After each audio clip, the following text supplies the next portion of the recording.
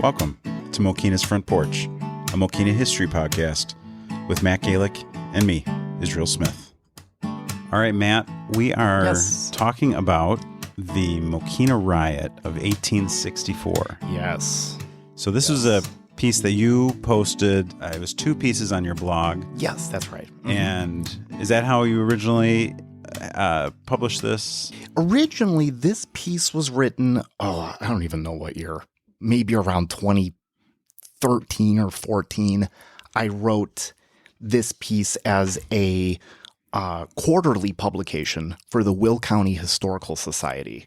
And then, because the Historical Society, they every quarter, they do a little publication on some topic of Will County history, and they send it out to their members all over the county. Pretty interesting publication. And over the years since then, though, I have discovered more about what happened that day. So I wanted to kind of tell the expanded story.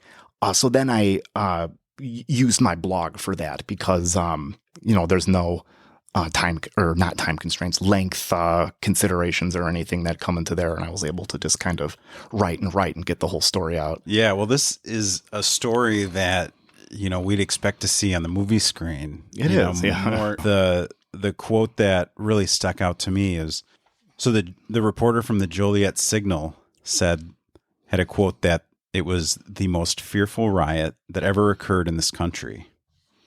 That probably says something, especially at the time when we're talking about the Civil War. Yeah. This was not a peaceful time in our country. No, definitely not. So getting into the story, we'll see that one of the main characters, somebody that's really discussed a lot, is John Sheik. Mm-hmm. That's right. Yeah. And the Sheik name we know. Oh, absolutely. It's still around, and there's still Sheiks in town. Sure, is that right? Yeah, definitely.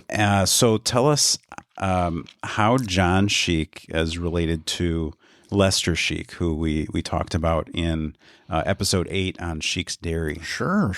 So John Sheik, who's kind of like at the center of this story, was Lester Sheik's great uncle. John Sheik was Lester's grandfather's younger brother. Although John Sheik died around 1890-91, just about 8 years before Lester's born, so they did not know each other, unfortunately. Okay. And his John's farm is north of today's 191st Street, and Lester's was the area south of 191st and Wolf, correct? Yep, that's correct. Yeah, John Sheik owned at least 2 farms. One stood at the intersection of what is today's Schoolhouse Road and 191st Street. Much later years, that was the Cole farm. A lot of people in town will remember the Cole family when they were farming there. And then he owned another farm that was also on Wolf Road. That was, if you're headed north on Wolf Road, you pass where Lester Sheik's farm was, pass 191st Street, drive over the creek. There is kind of a big blue house there now. And what is that place called? I think it's called the Pink Slip. Sure, That's there. Yeah, that was where John Sheik's other farm was. And in fact, the beautiful old farmhouse was still there up until around 2000 or 2001. Wow. When it was burned in a practice burn by the fire department. It was a very historic place. He owned, aside from being a saloon/inn owner, as we'll find out, he also came to be a farmer. Now, we got to keep in mind that we're talking about Mokena of 1864. Right. So we're incorporated when? In 1880. So this is pre and officially Mokena. Right, exactly. So that being said, we're talking about the without getting into the story yet. A train comes into town, so we're talking about right downtown. Where can you give us an idea where we're talking about when listeners are hearing the story of the Mokena Riot?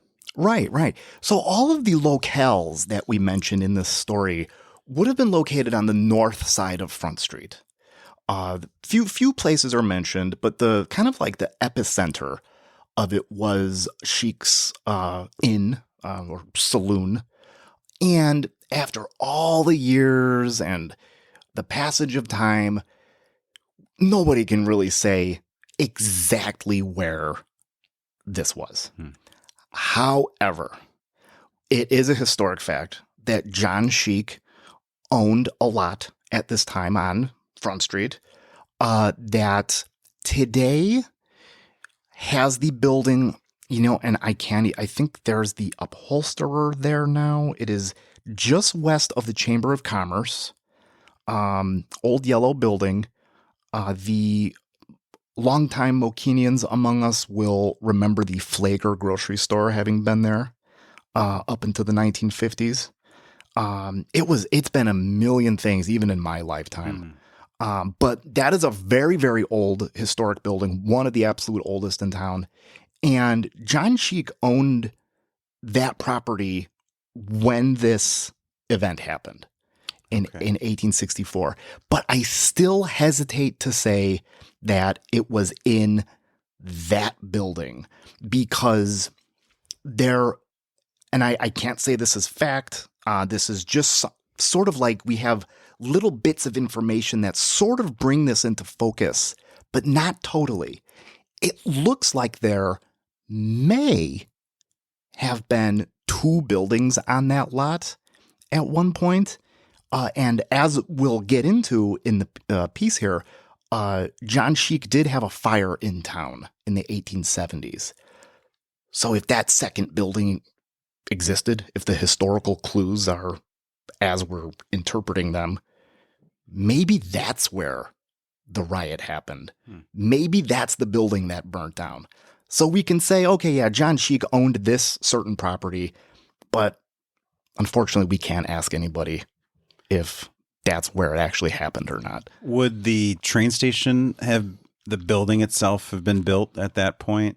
Yes, there was a railroad depot here at that time. The very first original depot that the Rock Island built in Mokena was on the north side of the tracks, so across the tracks from where it is today, and a little bit further to the west, towards Wolf Road, right about, unfortunately there are no photographs of it, but plat maps indicate that it was right about roughly sort of across about from where Tribes is now. And that building burnt down around 1888, 89. So it would make sense that that's probably about where these guys were getting off the train and funneling onto the few buildings there that were on. Oh, absolutely. Front Street. Yeah, definitely. Well, great. Well, I want to get into this. This is, like I said, it's one of those stories you read through and you think, how is this possible that something like this happened? I mean, this is truly like Wild West type of stories here. Yeah. So yeah, it's rough stuff. Really interesting. So it was first published, or it was published on your blog January 28th of 2022. Oh, wow. As Carnival of Blood, the Mokena Riot of 1864. Yes. Let's get into it, Matt. Never before or since has our land seen such a trying time as the Civil War. With our nation torn asunder, it was a period of great meaning not only for the entire country, but also for our village. Dozens of Mokena's men and boys were marching in Abraham Lincoln's army and facing danger every day, while our community was paying a heavy price to preserve the Union. Local souls were heavy. A great letting of blood was happening in far-off fields, and one summer day, a tumult came to our door that was just as great in atrocity as anything seen at the front. On August 15th, 1864, a taste of the war came to our village. At the center of this story stands a man named Johann Georg Adam Sheik. Born to this world on June 1st, 1825, Sheik first saw earthly light in a modestly sized village called Neckarbischofsheim in the Grand Duchy of Baden. Today a part of the southwestern German state of Baden-Württemberg, this region of gentle hills, small villages, and green countryside was the home of Johann's parents, Heinrich and Rosina Sheik. Including himself, Johann was one of 11 children born to the couple, by all means a large family, but one not unusual in its time and place. A hardy farmer, the elder sheik would have surely counted on young Johann's help in the fields during planting and harvest.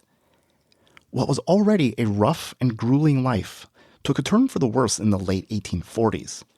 During Johann's young adulthood, Europe was thrown into violent revolution. By 1848, brutal political turmoil was widespread in most of the German-speaking world, and in the ensuing uprisings, countless protesters were killed across the continent. Later generations would claim that the elder sheik was a revolutionary, and like many of his countrymen who found themselves in a dangerous position when the tide turned against them, he fled Baden with his family in tow. Along with his parents and siblings, Johann Schick first set foot in the United States in August 1848. Upon their arrival, the immigrant family found their way to Chicago, where a sojourn of several days was made. From this Midwestern metropolis, the Schicks set forth into a dense wilderness of prairies, negotiating rough terrain by foot the entire way and camping in the open during the nights. The family eventually reached Joliet, and soon after made their permanent home on the site of today's Mokena. Having in 1848 been the home to settlers of European descent for a short 17 years, Johann Schick would fit in well with his new neighbors, as the yet unnamed township was already being settled by many pioneers of German birth. Heretofore, Frankfort Township had been home to roughly a dozen families of Eastern American origin, hailing from such places as New York, Ohio, and Vermont. The 1840s heralded an ethnic shift in this portion of eastern Will County, with most new arrivals to the vast wilderness of the area being of Germanic descent, the majority of them being Bavarians and Hessians, geographic neighbors to the Schick's Baden home. So strong was the German influence on the area that, according to early Will County historian George Woodruff, an early Teuton settler named the township for his Hessian home, Frankfurt am Main. With the birth of Mokena in 1852, the young man soon found an opportunity for profit in the new rural community, establishing an inn in the rural locale within several years of its start. An early Will County directory first records Schick's establishment, the Western Hotel, in 1859. J.H. Quinn, a federal census taker who visited Mokena on July 3, 1860, recorded 5 male laborers residing in Schick's hostelry, possibly employees of the Chicago, Rock Island, and Pacific Railroad. Having by this time Americanized his name to John Schick, he and his wife, Helena, along with their 4 young children, were well known to the new community. Schick's place in Mokena was respected by his friends and neighbors, one later mentioning that his energy was equaled by his business veracity. This era marked the end of the last semblance of normalcy that Mokena and the rest of America would see for the next 5 years. The Civil War loomed ominously on the horizon, and Schick and his contemporaries were entering a time of great carnage and despair. In 1864, it would reach a high point in Mokena. In the summer of 1864, as the Civil War raged for its 3rd bloody year, Mokena was a relatively newborn community located 11 miles from Joliet on the Chicago, Rock Island, and Pacific Railroad. Although settlers of European descent had populated the immediate region for just over 3 decades at this time, the unincorporated hamlet had first been platted in 1852 with the arrival of the railroad. Consisting of a few streets and perhaps a couple hundred residents, Mokena was a small, rural town surrounded by a lush agricultural region. Along rustic 1864 Front Street, residents patronized such business houses as the General Store of James Ducker, a native of England who was one of Mokena's most successful merchants, along with the modern shop of Teutonic-born Conrad Stull. Fellow countryman Moritz Weiss kept a well-stocked drugstore. The saloon of Martin Heim, a native Hessian, was known to quench the thirst of railroad workers, and a steam-powered sawmill at the tracks catered to the needs of the steadily growing town. The hum of work at a flour mill had even started, but carried on for only a short time before the building burned in 1860. 2 blocks north of Muddy Front Street, often simply referred to as Main Street by locals, stood a wide, sunny expanse of ground set aside for schools and churches. Known as the public square, the wooden framed church edifice of the German United Evangelical St. John's Congregation stood here. A few rods to the west of the modest church stood a small one-room schoolhouse, one of Mokena's first proper buildings, having been built 9 years previous. The area was the home to a fair share of abolitionists in this era. Allen Denny, a New Yorker by birth, who in 1864 would have been nearing his 75th year, was an early settler and one of the region's well-known residents, as well as being the founder of Mokena proper. Denny kept a station on the Underground Railroad near town, and even found himself indicted under Illinois' fugitive slave laws. So, Matt, I thought that was interesting. Yeah. Do you know any more about what happened with that? That he was indicted under Illinois' fugitive slave laws? I wish I did. That information about his having been indicted for helping escape slaves comes from the 1878 History of Will County that was written by George Woodruff, who I believe I mentioned in here. He spent a few paragraphs talking about Allen Denny and his activity, but he didn't really go into a huge amount of detail. And in searching the newspapers from back then, 1840s, 1850s, even into the 1860s, his name never comes up in relation to any of this. So I don't know what came of it. I do know that Allen Denny's brother-in-law, Samuel Haven, was also active on the Underground Railroad and himself also got indicted. And he wound up having to pay a pretty steep fine for that time period. I think it came out to at least several $100s. So that would be like thousands and thousands of dollars today. So they paid dearly for their beliefs. At least Samuel Haven did. But I can imagine Allen Denny's result was probably around the same. So the state had laws where if you assisted runaway slaves, you could be prosecuted. Exactly. Yeah. Even though Illinois was not a slave state. That is absolutely correct. Yeah. That's wild to think about in today's time. It is. Yeah, it absolutely is. But yeah, there were Frankfort Township was known to have its fair amount of abolitionists living here. And Allen Denny was one of the foremost among them. And it was kind of an open secret that he was a conductor, as it would be called, on the Underground Railroad. That's interesting. Very interesting. The other thing you talk about, we're talking about 1864 Front Street. Are there any of these buildings around that were there at that time?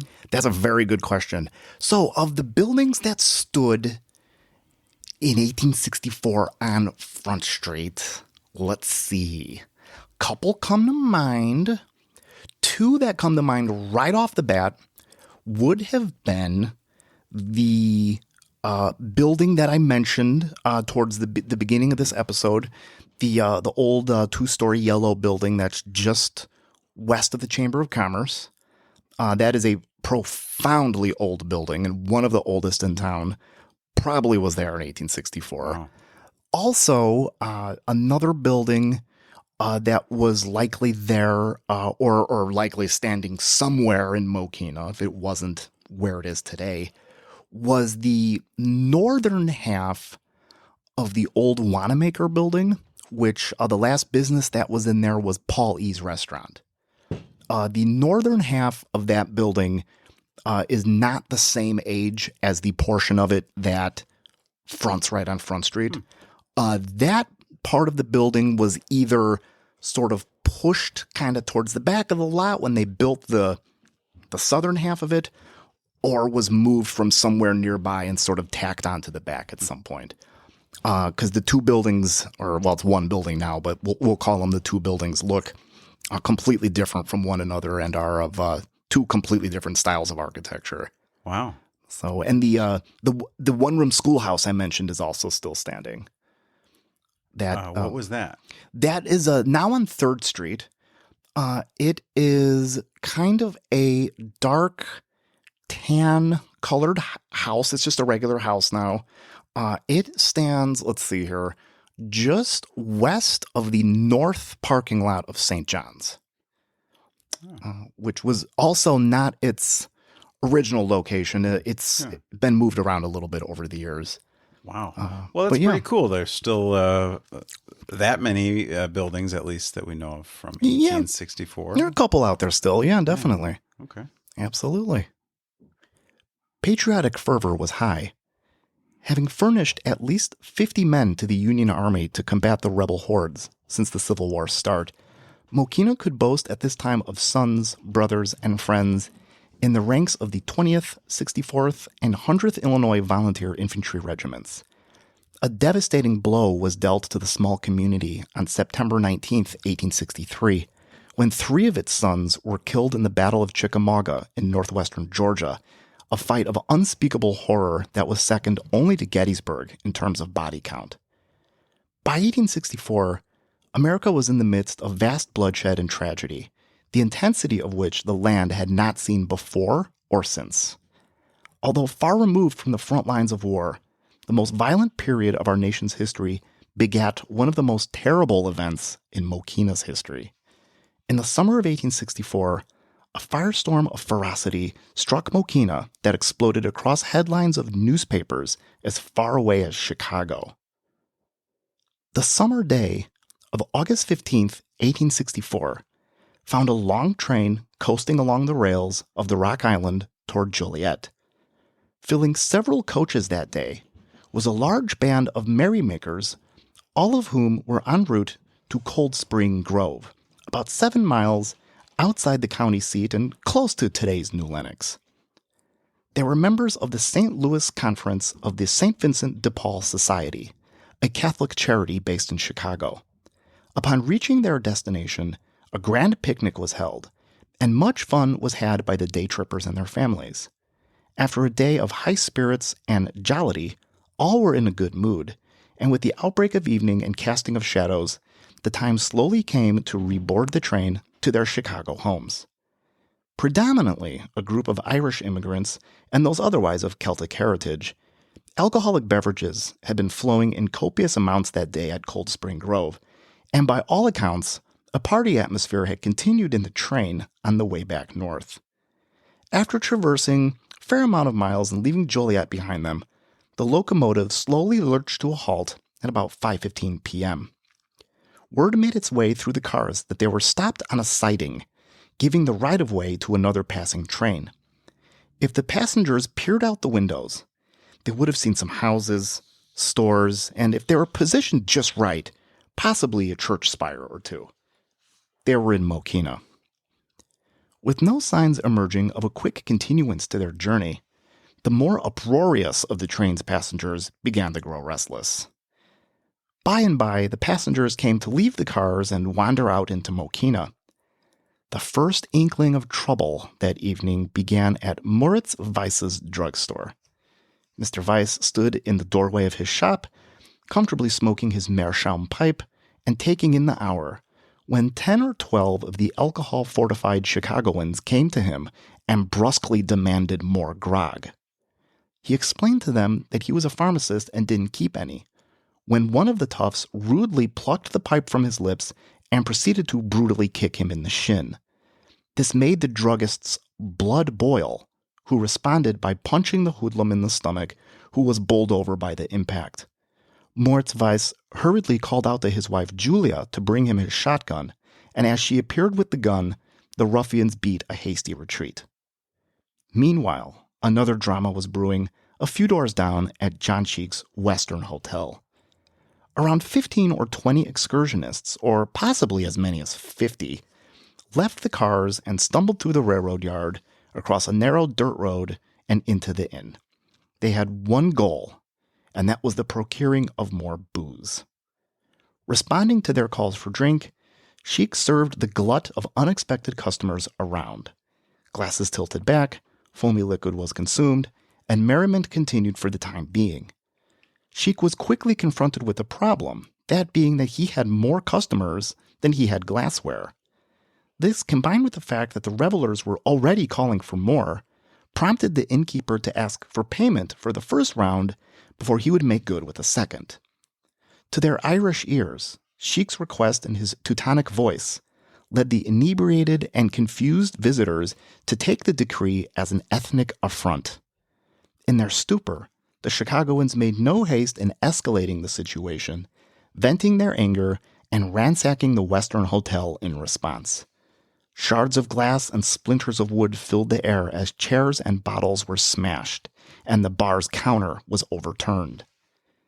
In shock and anger at the destruction of his property, John Sheik dashed upstairs and fetched a revolver, partly in self-defense and also to frighten the disorderly group into leaving. At this point in the episode, certain aspects of the historic narrative become foggy and unclear. What is clear is that Sheik was then joined by an armed assistant or two, at least one of which was a Union soldier on furlough. They set out to clear the inn by force. The mob beat a hasty retreat under the Mokenians' guns, and upon congregating in Front Street, began to pelt the Western Hotel with rocks and logs.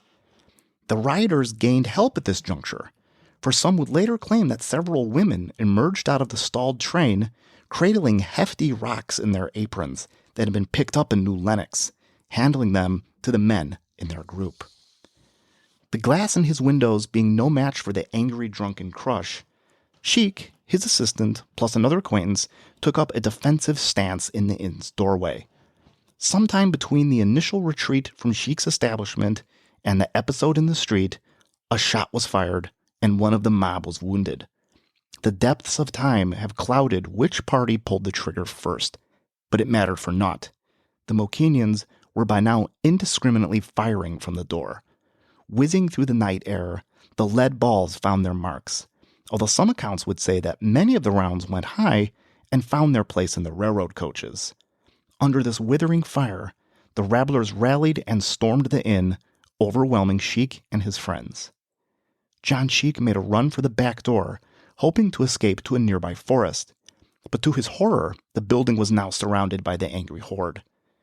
According to one account, a shower of stones, brickbats, and missiles of every description kept him trapped in his place.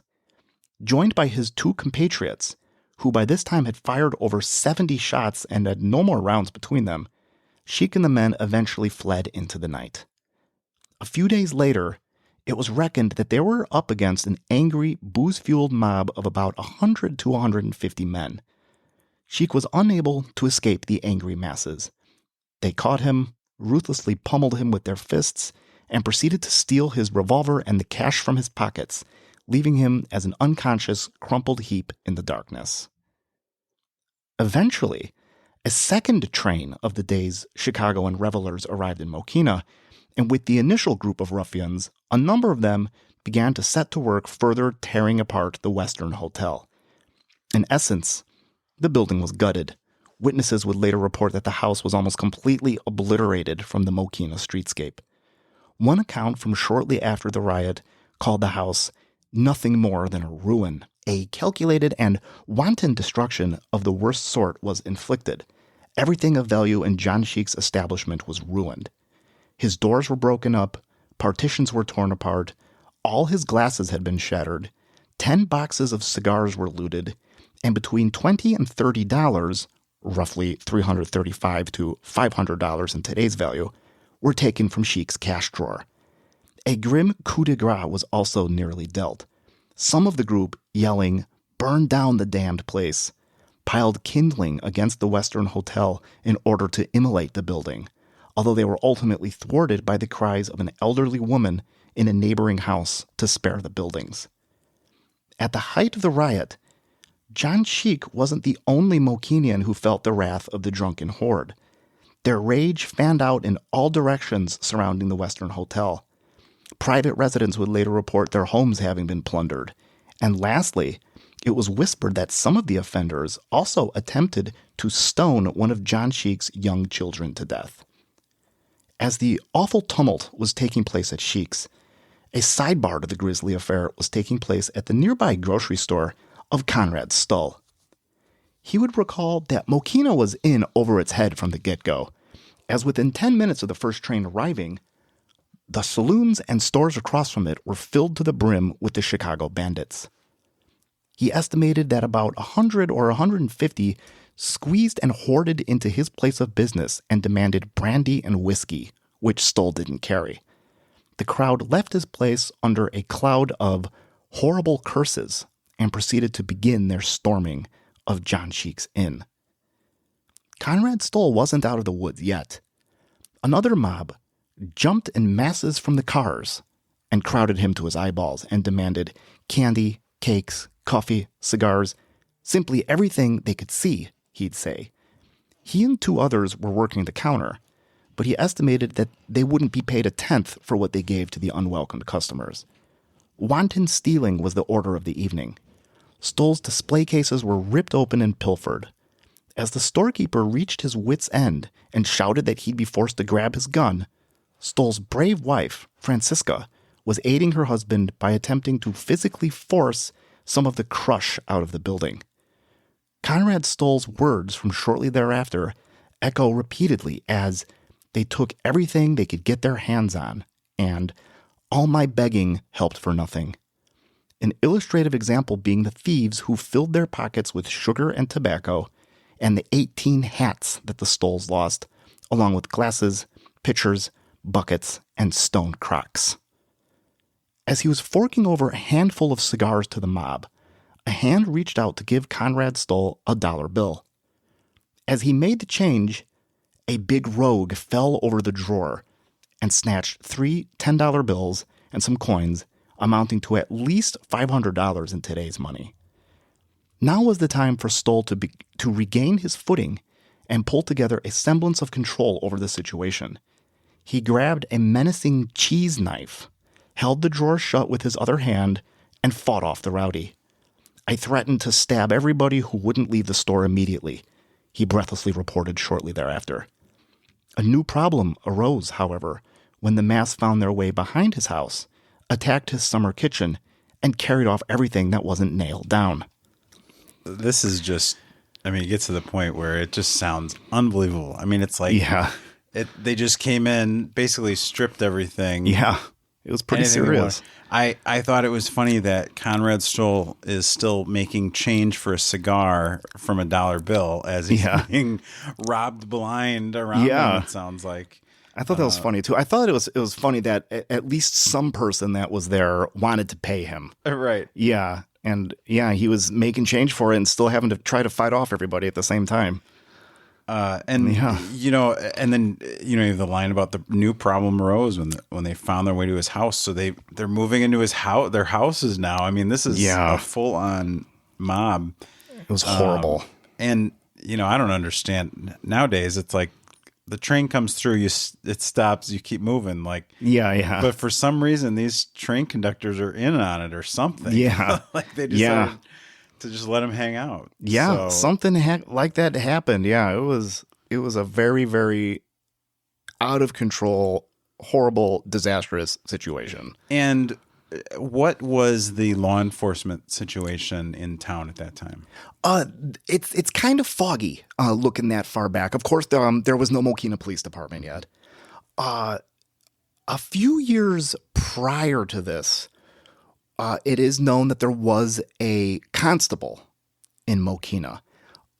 But if he was still on the job then in 1864, or if he was on the scene or anybody was on the scene at all, just wasn't recorded.